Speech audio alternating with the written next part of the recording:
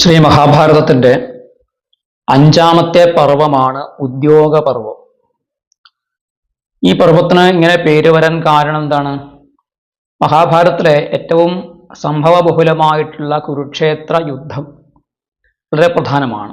ആ കുരുക്ഷേത്ര യുദ്ധത്തിന് വേണ്ടിയുള്ള ഉദ്യോഗം എന്ന് വെച്ചാൽ പരിശ്രമം. യുദ്ധത്തിന് വേണ്ടി രണ്ട് സൈനിക പക്ഷങ്ങളും ഒരുങ്ങുന്നു. അതിനുവേണ്ടി അവർ ദ്രവ്യ സഞ്ചയം ചെയ്യുന്നു, സൈനിക സന്നാഹങ്ങൾ ഒരുക്കുന്നു, വ്യൂഹങ്ങൾ ചമയ്ക്കുന്നു, പരസ്പരം ദൂതന്മാർ പോകുന്നു. അങ്ങനെ ഒരു സമാധാന ചർച്ചകൾ നടക്കുന്നു. അതുപോലെ യുദ്ധതന്ത്രങ്ങൾ അവർ മെനയുന്നു. ഇതൊക്കെയാണ് ഈ പർവ്വത്തിൻ്റെ വിഷയം. അങ്ങനെ ഒരു യുദ്ധത്തിൻ്റെ അന്തരീക്ഷം ഉണ്ടാക്കുന്ന പർവ്വമാണെങ്കിൽ പോലും ഈ ഉദ്യോഗപർവത്തിന് ഒരു പവിത്രമായ ഒരു ദൗത്യമുണ്ട്, അല്ലെങ്കിൽ ഒരു പവിത്രമായ ഒരു വശം. ഇതിൽ ശ്രീകൃഷ്ണ ഭഗവാന്റെ മഹിമയെ ഏറ്റവും കൂടുതൽ വർണ്ണിക്കപ്പെടുന്നു. അതിൽ പ്രധാനമായിട്ട് ഭഗവദ്ധ്യാന പർവം, ഭഗവാന്റെ ദൂത് പറയാനുള്ള യാത്രയും അവിടെ ചെന്ന് ദൂത് പറയുന്നതുമായ ഭാഗങ്ങൾ അങ്ങേയറ്റം നമുക്ക് വല്ലാത്ത ആത്മപ്രഹർഷമുണ്ടാക്കുന്നതും ഭഗവാന്റെ ദൈവികതയെ ചൂണ്ടിക്കാണിക്കുന്നതും.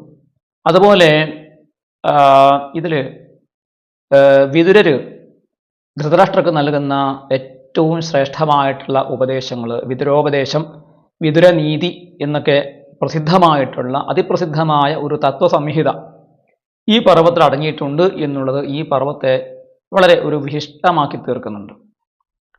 യുദ്ധത്തിൽ തൊട്ട് മുമ്പുള്ള ഒരു പർവ്വം കൂടിയാണ് ഇത് എന്നുള്ളത്. ഇനി നമുക്ക് കഥയിലേക്ക് കടക്കാം. വിരാട് രാജ്യത്ത് അഭിമന്യുവിൻ്റെയും വിരാട് പുത്രിയായ ഉത്തരയുടെയും വിവാഹ മംഗളാഘോഷങ്ങൾ നടന്നു. അതിൽ ദ്രുപദനും പാഞ്ചാലരായിട്ടുള്ള ബന്ധുക്കൾ, യാദവന്മാരായിട്ടുള്ള ബന്ധുക്കൾ, മറ്റ് രാജാക്കന്മാരൊക്കെ വന്നു ചേർന്നു. മംഗളകരമായി വിവാഹം നടന്ന ശേഷം പിറ്റേന്ന് വിരാട് രാജാവിൻ്റെ സഭ മനോഹരമായി അലങ്കരിച്ച സിംഹാസനങ്ങൾ, സ്വർണ്ണ സിംഹാസനങ്ങളൊക്കെ ഒരുക്കി വെച്ചിട്ടുള്ള വലിയ സഭയിൽ ഒരു യോഗം ചേരുകയാണ്. പാണ്ഡവ പക്ഷക്കാരായിട്ടുള്ള ഏറ്റവും അടുത്ത ബന്ധുക്കൾ ചേരുന്ന ഒരു യോഗം. അവിടെ വിരാടനും ദ്രുപദനും വൃദ്ധന്മാരും എല്ലാവർക്കും തന്നെ പിതൃതുല്യരുമായിട്ടുള്ള, അതുപോലെ അവർ അനുഭവസമ്പന്നരുമായിട്ടുള്ള രണ്ട് രാജകന്മാർ അതിൽ പ്രധാനമായിട്ട് അവിടെ പങ്കെടുത്തു. രാമജനാർദ്ദനന്മാർ, ശ്രീ ബലരാമനും ശ്രീകൃഷ്ണ ഭഗവാനും അവിടെ സന്നിഹിതരായി.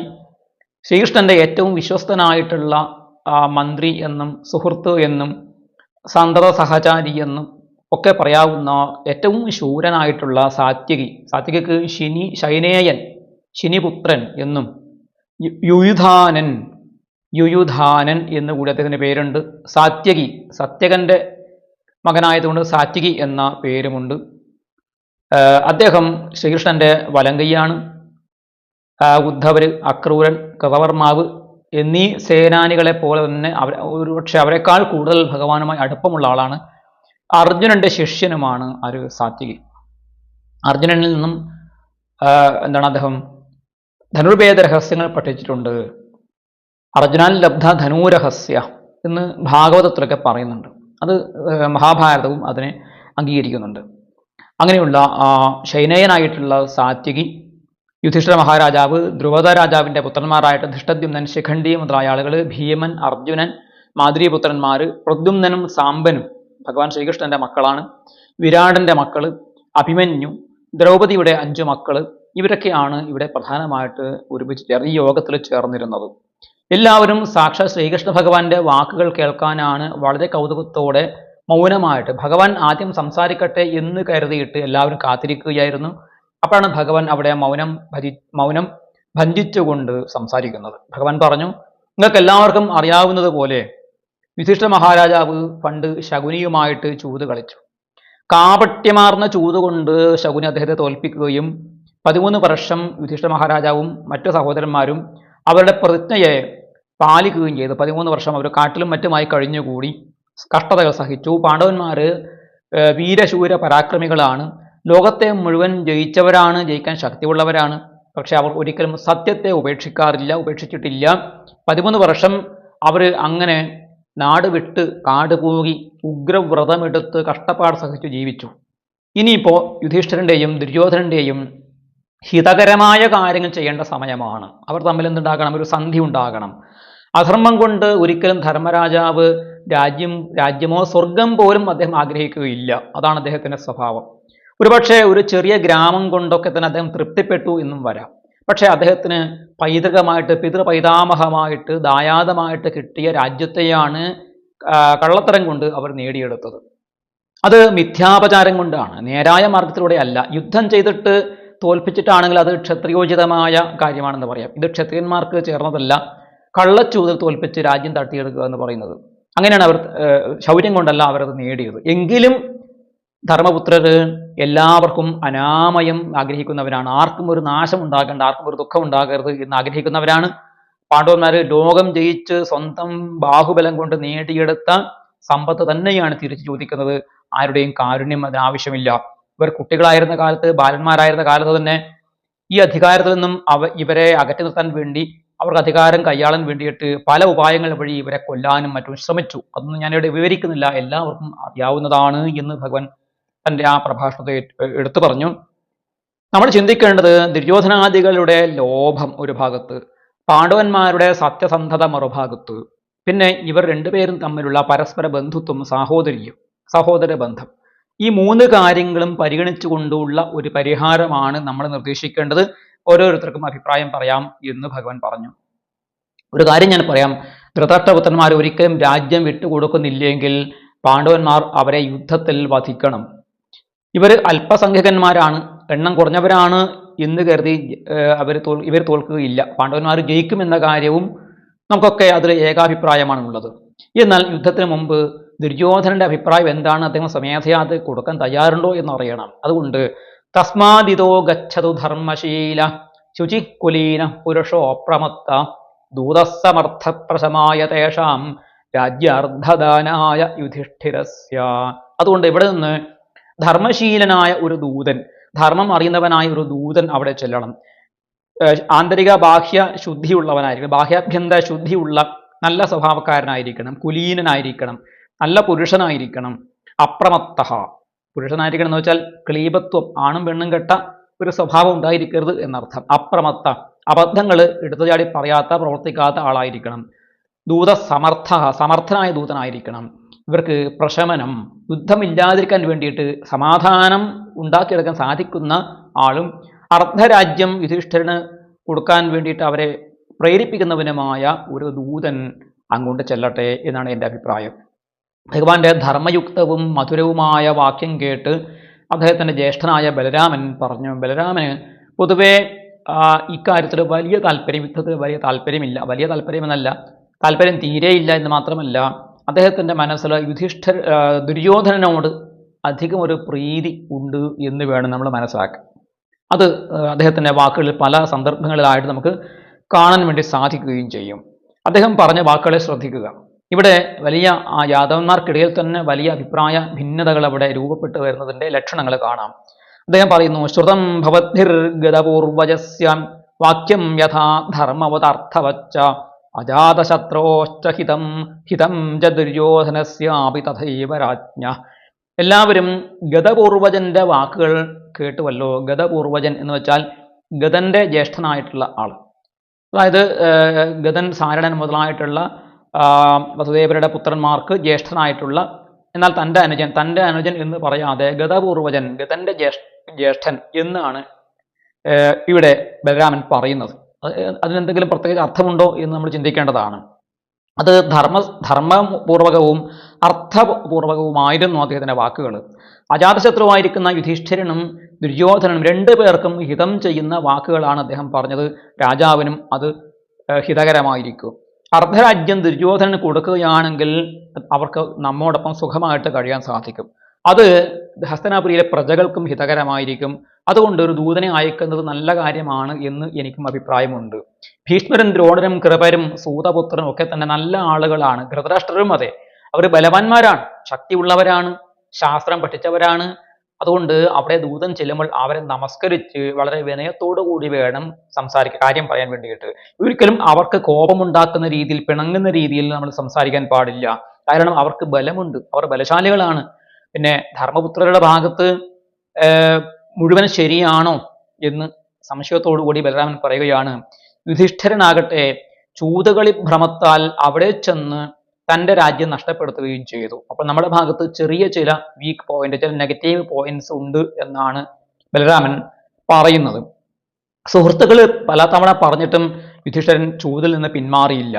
അതേസമയത്ത് ദ്യൂതകോപിതനായ ചൂതുകളിൽ സമർത്ഥനായ ശകുനിയോടാണ് അദ്ദേഹം കളിച്ചത്.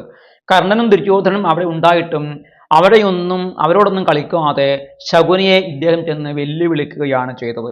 ഹിത്വാഹി കർണം ച സുയോധനം ച സമാഹുയത് ദേവിതുമാജമീഢ. കർണനെയും ദുര്യോധനെയും വിട്ട് ഗാന്ധാര രാജാവായ ശകുനിയെ ചെന്ന് ആഹ്വാനം ചെയ്യേണ്ട കാര്യമുണ്ടോ, വെല്ലുവിളിക്കേണ്ട കാര്യമുണ്ടായിരുന്നോ? അതുപോലെ അവിടെ ആയിരക്കണക്കിന് ചൂത് കളിക്കുന്ന ആളുകൾ വേറെ ഉണ്ടായിരുന്നു. അവരൊക്കെ വിട്ടിട്ട് ഉത്സർജതാൻ സൗബലമേവചായം സമാഹുയൽ തേന ജിതോക്ഷവത്യാം. എല്ലാവരെയും വിട്ട് ഈ സൗബലനായ ശകുനിയെ തന്നെ ഇദ്ദേഹം ആഹ്വാനം ചെയ്തത് വാസ്തവത്തിൽ വലിയ അബദ്ധമാണ്, തെറ്റാണ് ചെയ്തത്. കളിയിൽ അക്ഷങ്ങൾ വീണൊക്കെ ഇദ്ദേഹത്തിന് പ്രതികൂലമായിട്ടായിരുന്നു. അങ്ങനെ ശകുനി ജയിച്ചു. അത് ശകുനിയെ നമുക്ക് കുറ്റം പറയാൻ സാധിക്കില്ല. ശകുനിയുടെ പക്ഷത്ത് കുറ്റമൊന്നുമില്ല, കൗരവന്മാരുടെ പക്ഷത്തും കുറ്റമില്ല എന്നാണ് പറയുന്നത്, ആര് ബലഭദ്രൻ പറയുന്നത്. പക്ഷെ വാസ്തവത്തിൽ ഇതിന് നടന്ന സംഭവവുമായിട്ട് വലിയ ബന്ധമില്ല. കാരണം യുധിഷ്ഠിര മഹാരാജാവിനെ ക്ഷണിച്ചു കൂട്ടിക്കൊണ്ടുപോയി ചൂത് കളിക്കാൻ ധൃതരാഷ്ട്ര രാജാവ് അദ്ദേഹത്തെ നിർബന്ധിക്കുകയായിരുന്നു. അവിടെ എത്തിയപ്പോഴാണ് ദുര്യോധനനല്ല കളിക്കുന്നത്, ശകുനിയാണ് അദ്ദേഹത്തിന് ഇവിടെ കളിക്കുന്നത് എന്ന് പറയുന്നത്. അത് യുധിഷ്ഠിര മഹാരാജാവ് അത് ചൂണ്ടിക്കാണിക്കുകയും ചെയ്തു, അതിലെ അനൗചിത്യം ചൂണ്ടിക്കാണിക്കുകയും ചെയ്തു. എങ്കിലും ക്ഷണിച്ചിട്ട് താൻ അവിടെ അതിഥിയായിട്ട് ചെന്ന സമയത്ത് തൻ്റെ മുത്തച്ഛനായ പിതാമഹനായിട്ടുള്ള തൻ്റെ വല്യച്ഛനായിട്ടുള്ള രാജാവായിട്ടുള്ള ധൃതരാഷ്ട്രരുടെ ആജ്ഞയെ ധിക്കരിക്കാനും അദ്ദേഹത്തിന് സാധിക്കുമായിരുന്നില്ല. ക്ഷത്രിയൻ എന്ന രീതിയിൽ ചൂത് കളിക്കാൻ വിളിച്ചാൽ കളിക്കാതിരിക്കാനും സാധിക്കുകയില്ല. ഇങ്ങനെ ഒരു ഘട്ടത്തിലാണ് അദ്ദേഹം കളിച്ചത് എന്ന കാര്യവും കള്ളക്കളിയാണ് അവർ കളിച്ചത് എന്ന കാര്യവും മനഃപൂർവ്വം മറന്നുകൊണ്ടാണ്, അല്ലെങ്കിൽ ആ രംഗത്ത് ഒരിക്കലും ഒരു സാക്ഷിയായിട്ട് ഇരിക്കാതെ ആരോ പറഞ്ഞു കേട്ട വിവരം വെച്ചാണ്, ഒരുപക്ഷെ ദുര്യോധന പക്ഷപാതികൾ ആരെങ്കിലും പറഞ്ഞത് കേട്ടിട്ടായിരിക്കും ബലഭദ്രൻ ഇങ്ങനെ തെറ്റിദ്ധാരണയോടുകൂടി സംസാരിക്കുന്നത് എന്നുകൂടി നമുക്കവിടെ ഊഹിച്ച് അനുമാനിച്ച് എടുക്കേണ്ടി വരും. അതുകൊണ്ട് അദ്ദേഹം പറയുന്നത്, അതുകൊണ്ട് അവിടെ ചെന്ന് തൊഴുകയായിട്ട് വീണ് നമസ്കരിച്ചിട്ട് വേണം സംസാരിക്കാൻ. തസ്മാത് പ്രണമ്യൈവ വചോബ്രവീതു വൈചിത്രവീര്യം ബഹുസാമയുക്തം. വളരെ സാമമായിട്ടും താണ് വീണ് കേണ് തൊഴുകയായിട്ട് പ്രാർത്ഥിക്കുകയാണ് വേണ്ടത്. ഏതായാലും സാമം തന്നെയാണ് സ്വീകാര്യം. യുദ്ധം രണ്ടു പക്ഷക്കാർക്കും അനർത്ഥകരമാണ് എന്ന് ബലഭദ്രൻ പറഞ്ഞ് അവസാനിപ്പിച്ചപ്പോൾ അങ്ങേയറ്റത്തെ ക്രോധത്തോടു കൂടി സാത്യകി, അർജുനന്റെ ശിഷ്യനും ശ്രീകൃഷ്ണ ഭഗവാന്റെ അടുത്ത സുഹൃത്തും മിത്രവും ആയിട്ടുള്ള സാത്യകി ക്രോധത്തോടുകൂടി ചാടി എഴുന്നേറ്റു. ശിനിപ്രവീര സഹസോത്പപാത. ചാടി വന്നു ബലഭദ്രനോട് രോഷത്തോട് കൂടിയിട്ടെന്നാണ്. എവം ബ്രുവത്യേവ മധുപ്രവീരേ ശിനിപ്രവീര സഹസോത്പപാത തച്ചാപി വാക്യം പരിനിന്ദ്യതസ്യ സമാദതേ വാക്യമിതം സമന്യു. മധുപ്രവീരനായ ബലരാമന്റെ വാക്ക് കേട്ട് ശിനിപ്രവീരൻ, ശിനി വംശത്തിൽ ജനിച്ച സാത്യകി മധുവംശത്തിൽ ജനിച്ച ആ ബലരാമന്റെ വാക്ക് കേട്ട് സഹസ ഉത്പപാത, പെട്ടെന്ന് അതിന് ആ രംഗത്തേക്ക് ചാടി വീണുകൊണ്ട് തച്ച വാക്യം പരിനിന്ദ്യ തസ്യ, ബലഭദ്രന്റെ വാക്യങ്ങളെ അങ്ങേയറ്റം നിന്ദിച്ചുകൊണ്ട് സമന്യഹു ഇതും വാക്യം ആദതേ, ക്രോധത്തോടു കൂടി ഈ വാക്യം പറഞ്ഞു എന്നാണ് ഇവിടെ ആലോചിക്കേണ്ടത്. ശ്രീകൃഷ്ണന്റെ സഹോദരനും ദ്വാരകയുടെ രക്ഷകനൊക്കെ ആയിട്ടുള്ള യാദവന്മാരുടെ നേതാവായിരിക്കുന്ന ബലരാമനെയാണ് ഇവിടെ ഭഗവാന്റെ മിത്രമായ സാത്യകി തള്ളിപ്പറയുന്നത്. കാരണം എന്താണ്? സാത്യകി പൂർണ്ണമായും പാണ്ഡവപക്ഷത്താണ്, ധർമ്മത്തിൻ്റെ കൂടെയാണ്. ശ്രീകൃഷ്ണന്റെ ഹൃദയത്തിലുള്ള കാര്യങ്ങൾ ഓരോന്നും അറിയാൻ സാധിക്കുന്ന അത്രയധികം ഭഗവാന്റെ ഒരു ബഹിഷ്ഠര പ്രാണനെ പോലെ കഴിയുന്ന ആളാണ്. പ്രത്യേകിച്ച് അർജുനന്റെ കീഴിൽ അസ്ത്രാഭ്യാസം ശീലിച്ച അർജുന ശിഷ്യനും കൂടിയാണ്. ഒരിക്കലും അദ്ദേഹത്തിന് പാണ്ഡവന്മാർക്ക് ഇതായിട്ട് നിൽക്കാൻ സാധിക്കുകയില്ല. പക്ഷേ ഇവിടെ അത് മാത്രമല്ല, ഒരു കൂടെ നിൽക്കുക എന്ന് മാത്രമല്ല, ബലരാമൻ പറഞ്ഞത് അധാർമികമാണ്. അതിൽ ദുര്യോധനനോടുള്ള ഒരു പക്ഷപാതം, ഒരു സ്നേഹം, അങ്ങോട്ടുള്ള ചായ്വ് പൂർണ്ണമായിട്ട് ഉണ്ട് എന്നുകൂടി അദ്ദേഹം മനസ്സിലാക്കിയിട്ടാണ് അദ്ദേഹത്തിന് ഈ ക്രോധം ജ്വലിച്ചു വന്നത്. അദ്ദേഹം പറഞ്ഞു, യാദൃശ പുരുഷസ്യാത്മാ താദൃശ സംപ്രഭാഷത്തെ യഥാരൂപോന്തരാത്മാതേ തഥാരൂപം പ്രഭാഷസേ. ശ്രീകൃഷ്ണന്റെ ജ്യേഷ്ഠനാണെന്ന് കരുതിയിട്ട് സാത്വികക്ക് ക്ഷമിക്കാനൊന്നും അദ്ദേഹം തയ്യാറല്ല. അതിനെ കഠിനമായ വാക്കുകൾ കൊണ്ട് അദ്ദേഹത്തെ നിന്ദിച്ചുകൊണ്ട് തന്നെ പറയുകയാണ്, ഒരു മനുഷ്യന്റെ മനസ്സ് എത്ര കണ്ട് വികൃതമാണോ അദ്ദേഹത്തിൻ്റെ ഭാഷണവും അത്ര തന്നെ വികൃതമായിരിക്കും എന്ന് ആദ്യമേ പറഞ്ഞത്. തുടർന്നടിച്ച് പറയുകയാണ്, യഥാരൂപം അന്തരാത്മാതേ തഥാരൂപം പ്രഭാഷസേ. ആ ശ്ലോകത്തിന്റെ ഉത്തരാർത്ഥത്തിൽ നേരിട്ട് ബലരാമനോട് തന്നെ പറഞ്ഞു, അങ്ങയുടെ ഉള്ളിലിരിപ്പാണ് അങ്ങയുടെ വാക്കിലൂടെ തെളിഞ്ഞു വന്നത്, അങ്ങ് ആരുടെ പക്ഷത്താണ് നിൽക്കുന്നത് എന്ന കാര്യം ഇപ്പോൾ വളരെ വ്യക്തമായി ഞങ്ങൾക്കൊക്കെ മനസ്സിലായി. എന്ന് വെച്ചാൽ ഇനി അധികം സംസാരിച്ചാൽ വലിയ പ്രശ്നം ഇവിടെ ഉണ്ടാകും എന്ന് തന്നെയാണ് സാത്വിക പറഞ്ഞത്. ശ്രീകൃഷ്ണ ഭഗവാൻ മൗനിയായിട്ട് മിണ്ടാതി ഇരുന്ന് കേൾക്കുകയാണ് കേട്ടോ. അദ്ദേഹം വീണ്ടും പറഞ്ഞു, സന്ധ്യമയീ പുരുഷാ ശൂരാഹ സന്ധ്യ കാപുരുഷാസ്തഥ ഉഭാവേതോ ദൃഢവോ പക്ഷവോ ദൃശ്യേതേ പുരുഷാൻ പ്രതി. നമുക്ക് ഈ ലോകത്തില് രണ്ട് തരം മനുഷ്യരെ കാണാം. ഒന്ന് ശൂരന്മാരായ പുരുഷന്മാര്, മറ്റ് കാപുരുഷന്മാര്. പൗരുഷമുള്ളവരും ക്ലീബത്വം വന്ന ആണും പെണ്ണും കെട്ടവരെയും നമുക്ക് ഒരേ മനുഷ്യ സമൂഹത്തിൽ കാണാൻ സാധിക്കും. അപ്പോൾ ഇതിൽ ആരാണ് ബലരാമൻ? ആരാണ് ബലരാമൻ? ക്ലീബനാണ്, ആണും പെണ്ണും കെട്ടവനാണ് എന്ന് തന്നെയാണ് അദ്ദേഹം പറയുന്നത്. എന്ന് മാത്രമല്ല ഒന്നുകൂടി അദ്ദേഹം ഉറപ്പിച്ചു പറഞ്ഞു, ഏകസ്മിന്നേ വജായേതേ കുലേ ക്ലീബമഹാബലൗ ഫലാഫലവതീ ശാഖേ യഥൈകസ്മിൻ വനസ്പതൗ. ഒരേ കുലത്തിൽ തന്നെ, ഒരേ കുടുംബത്തിൽ, ഒരേ വംശത്തിൽ തന്നെ ക്ലീബനും ബലശാലിയും ജനിക്കും. ഒരച്ഛൻ്റെ മക്കൾ തന്നെ ചിലപ്പോൾ ഒരാൾ ആണും പെണ്ണും കെട്ടവനും ഒരാൾ നല്ല പൗരുഷശാലിയായിട്ട് ഉണ്ടാകും. അത് ലോകസ്വഭാവമാണ്. ഫലാഫലവതീ ശാഖേ ഏകസ്മിൻ വനസ്പതോ. ഒരു വൃക്ഷത്തിൽ പല ശാഖകൾ, ഒരു ശാഖ അതിൻ്റെ ഒരു കൊമ്പിൽ പഴങ്ങൾ ഉണ്ടാകുകയില്ല. അങ്ങനെയുള്ള കൊമ്പുകളുണ്ട്. ചില കൊമ്പുകൾ ധാരാളം പഴങ്ങൾ ഉണ്ടാകും. ശ്രീകൃഷ്ണ ഭഗവാനൊക്കെ തന്നെ ധാരാളം ഫലങ്ങൾ ഉണ്ടാകുന്ന ശാഖയാണ്. അദ്ദേഹം ആ വസുദേവരുടെ പൗരുഷശാലിയായ മകനാണ്. പക്ഷേ ഈ ബലഭദ്രൻ ആരാണ്? പൗരുഷം കെട്ട, ആണും പെണ്ണും കെട്ട ക്ലീബനായിട്ടുള്ള ആളാണ് എന്നാണ് സാത്വികി ഇവിടെ പറയുന്നത്. നമുക്കറിയാം, പൊളിറ്റിക്സ്, രാഷ്ട്രീയത്തിൽ അഭിപ്രായ വ്യത്യാസങ്ങൾ വരുമ്പോൾ എതിരാളിയെ എങ്ങനെയെങ്കിലും എന്ത് ചെയ്യും? അടിച്ചമർത്തുക. ഏതെങ്കിലും രീതിയിൽ അവരെ അധിക്ഷേപിച്ചിട്ടായി കഴിഞ്ഞാലും അവരുടെ വാക്കുകളെ അടിച്ചമർത്താൻ വേണ്ടി ശ്രമിക്കും എന്നുള്ളതാണ്. എന്നിട്ട് വാഗ്ബലം കൊണ്ടും കായബലം കൊണ്ടും ജയിക്കുന്നവരാണ് രാജ്യം നേടുക. അല്ലെങ്കിൽ ആ കാര്യത്തിൽ എന്താണ് ഒരു അഭിപ്രായ സമന്വയം, അല്ലെങ്കിൽ അവിടെ ഒരു സഭയിൽ അത്തരം ആളുകൾക്കാണ് പ്രാബല്യം വന്നു ചേരുക. അതാണ് നമുക്ക് പൊളിറ്റിക്സിൽ, രാഷ്ട്രീയത്തിൽ കാണാൻ സാധിക്കുക. അപ്പോൾ ഇവിടുത്തെ ഈ രാഷ്ട്രീയ ചർച്ചകൾ സാത്വികി ബലഭദ്രനെ വ്യക്തിപരമായി അധിക്ഷേപിച്ചുകൊണ്ട് ആക്കുകയാണ്, നിശബ്ദനാക്കി തീർക്കുകയാണ്. നാഭ്യസൂയാമി തേ വാക്യം ബ്രുപതോ ലാംഗലധ്വജ ഏത് ശൃണ്വന്തി തേ വാക്യം താൻ അസൂയാമി മാധവ. അല്ലയോ ലാംഗലധ്വജ, കലപ്പയേന്തിയവനെ. കലപ്പ എന്ന ആയുധമൊക്കെ ആയിട്ട് അങ്ങ് നടക്കാറുണ്ട്. പക്ഷെ അങ്ങക്ക് ഇത്രയധികം ഭീരുത്വമുണ്ട് എന്ന് മനസ്സിലാക്കേണ്ടി വരുന്നു. ഒരുപക്ഷെ അങ്ങയോട് എനിക്ക് ഒരു തരത്തിലും വിരോധം തോന്നുന്നില്ല ഇത് കേട്ടിട്ട്. പക്ഷെ എനിക്ക് വിരോധം തോന്നുന്നത് ആരോടാണ്? അങ്ങ് പറഞ്ഞ ഈ വാക്കുകൾ കേട്ട് ക്ഷമിച്ചുകൊണ്ട് മറുപടി പറയാതെ ഇവിടെ ഇരിക്കുന്ന, അല്ലെങ്കിൽ അങ്ങയെ പ്രസംഗിക്കാൻ അനുവദിച്ച ഈ സഭയോടാണ്, കേട്ടിരിക്കുന്നവരോടാണ് എനിക്ക് അമർഷം തോന്നുന്നത് എന്ന് അദ്ദേഹം പറയുകയാണ്. അത്രയധികം രൂക്ഷമായിട്ടാണ് പറയുന്നത്. കഥം ഹി ധർമ്മരാജസ്യ ദോഷമൽപമഭിബ്രുവൻ ലഭതേ പരുഷൻ മധ്യേ വ്യാഹർത്തുമകുതോ ഭയ. ധർമ്മപുത്രരെ അല്പമെങ്കിലും ദോഷമുള്ളവനാണ് എന്ന് പറഞ്ഞുകൊണ്ട് ഇങ്ങനെ ഒരു പരിഷത്തിൽ, ഇങ്ങനെ ഒരു സഭയിൽ ഇരിക്കാൻ, ഭയമില്ലാതെ ഇരിക്കാൻ എങ്ങനെ സാധിക്കുന്നു എന്നുള്ളതിൽ എനിക്ക് അത്ഭുതം തോന്നുന്നു. ഇവിടെ കൂടിയിരിക്കുന്ന ആളുകൾക്ക് വേണമെങ്കിൽ ഞാൻ തെറ്റാണ് പറഞ്ഞത് എന്നെയും ശിക്ഷിക്കാം. ഇങ്ങനെ ഒരു അധർമ്മം പറഞ്ഞ, മര്യാദ കെട്ട് സംസാരിച്ച ഇദ്ദേഹത്തെ വാസ്തവത്തിൽ ഈ സഭയിൽ നിന്നും പുറത്താക്കണം എന്ന് തന്നെയാണ് സാത്വികി ഇവിടെ ഭംഗ്യന്തരേണ ഇവിടെ പറയുന്നത്. ഭയമില്ലാതെ എങ്ങനെയാണ് ഈ സഭയിൽ വെച്ച് ഇങ്ങനെ പറഞ്ഞത് എന്നാണ്. അത്ര രൂക്ഷമായിട്ട് അദ്ദേഹം പ്രതികരിക്കുകയാണ്. സമാഹൂയ മഹാത്മാനം ജിതവന്തോക്ഷകോവിദ അരക്ഷജ്ഞം യഥാശ്രദ്ധം തേഷു ധർമ്മജയ കൃത. എന്നിട്ട് യുധിഷ്ഠിരന്റെ പക്ഷത്തെ അദ്ദേഹം ന്യായീകരിച്ചുകൊണ്ട് പറയുകയാണ്, ഇദ്ദേഹത്തെ, ഈ മഹാത്മാവിനെ ക്ഷണിച്ചു കൊണ്ടുപോയിട്ട് അവർ കള്ളച്ചൂത് കളിപ്പിച്ച് തോൽപ്പിക്കുകയായിരുന്നു. ധർമ്മജയമല്ല അവർക്കുണ്ടായത്. ഇത് കുന്തീസുതം ഗേഹേ ക്രീഡന്തം ഭ്രാതൃഭിസ്സഹ അഭിഗമ്യ ജയേയുസ്തേ തപ്തേഷാം ധർമ്മതോ ഭവിൽ. ഇദ്ദേഹത്തിന്റെ ഭവനത്തിൽ അവർ കടന്നു വന്നിട്ട് സഹോദരന്മാരോടൊപ്പം ചൂത് കളിച്ചുകൊണ്ടിരിക്കുന്ന യുധിഷ്ഠിരനെ ചൂതിന് വേണ്ടി വിളിച്ച് അവിടെ വെച്ച് ഇദ്ദേഹത്തിന്റെ ഭവനത്തിൽ വെച്ച് കളിച്ചിട്ട് തോൽപ്പിക്കുകയാണെങ്കിൽ അത് ധർമ്മപൂർവകമായ ജയമാണെന്ന് പറയാം. നേരെ മറിച്ച് തൻ്റെ ഗൃഹത്തിലേക്ക് ക്ഷണിച്ച് കൊണ്ടുവന്ന ആളിനെ പാപ്പരാക്കി വിടുക, കള്ളച്ചൂത് കളിച്ച് തോൽപ്പിച്ച് അദ്ദേഹത്തിന്റെ ധനം അപഹരിക്കുക എന്ന് പറയുന്നത് ഈ ചൂതിന്റെ നിയമത്തിലും പെടുന്നതല്ല എന്ന കാര്യം ഇദ്ദേഹം എടുത്ത് പറയാണ്. സമാഹൂയതു രാജാനം ക്ഷത്രധർമ്മരഥം സദാ. ഇദ്ദേഹമാണ് ചൂത് കളിക്കാൻ വിളിച്ചാൽ നിഷേധിക്കുകയില്ല എന്നുള്ള ക്ഷത്രിയ ധർമ്മത്തെ സ്വീകരിച്ചവനുമാണ്. അങ്ങനെയുള്ള ആളെയാണ് കള്ളച്ചൂതിനെ തോൽപ്പിച്ചത്. കഥം പ്രണിപതേച്ചായം കൃത്വാ പണം പരം. പ്രതിജ്ഞ പാലിച്ചുകൊണ്ട് 13 വർഷം രാജ്യം വിട്ടുനിന്ന ഇവര് ഇനി ആരുടെ കാലിലാണ്, എന്തിനു വേണ്ടിയിട്ടാണ് ഇവർ കാലിൽ ചെന്ന് വീഴേണ്ടത്? ഒരിക്കലും സാധിക്കില്ല എന്ന് പറഞ്ഞു. വനവാസം പൂർത്തിയാക്കി പൈതാമഹമായ രാജ്യം ഇനി അവർ നിയമപ്രകാരം നേടിക്കഴിഞ്ഞു. ഇനി ദുര്യോധനന്റെ സമ്മതം അതിന് ആവശ്യമില്ല. എങ്കിലും വേണമെങ്കിൽ ചെന്ന് ദൂത് പറയാമെന്നേ ഉള്ളൂ.